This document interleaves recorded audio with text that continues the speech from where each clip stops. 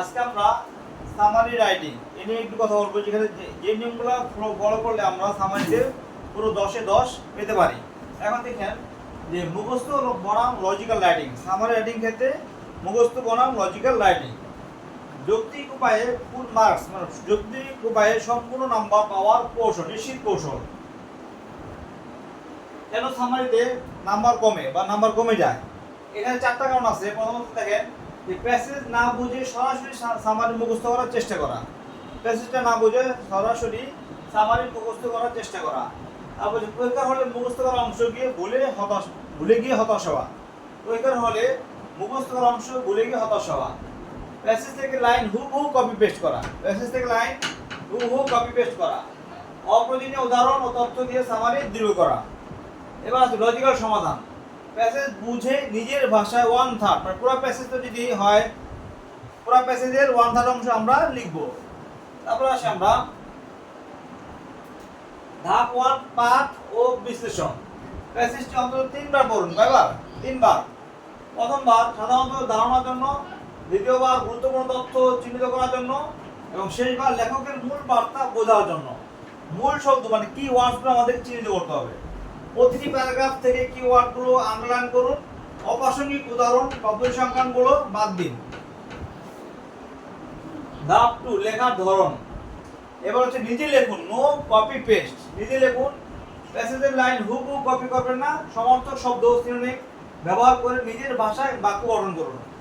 Third person summary সবসময় হি, the author, the passage দিয়ে লিখুন।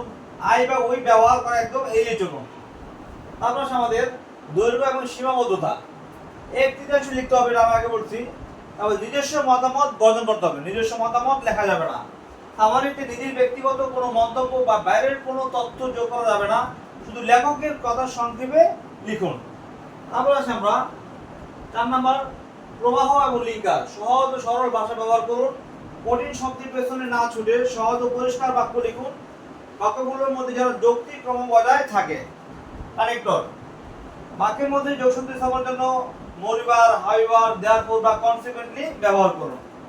তারপর হচ্ছে আমাদের চূড়ান্ত পরীক্ষা। মূল তথ্য সুরক্ষা। সংক্ষেপ করতে গিয়ে যেন প্যাসেজের মূল ঘটনার কোনো প্রধান অংশ বাদ না পড়ে সেদিকে সতর্ক থাকুন।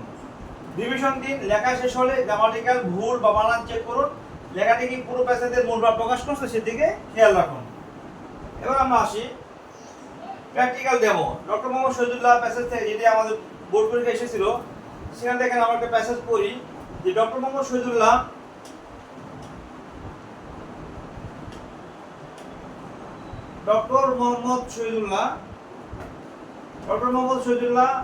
was one of the greatest scholar who contributed a lot to Bangla language and literature. দেখেন এখানে কতগুলো বাক্য আছে।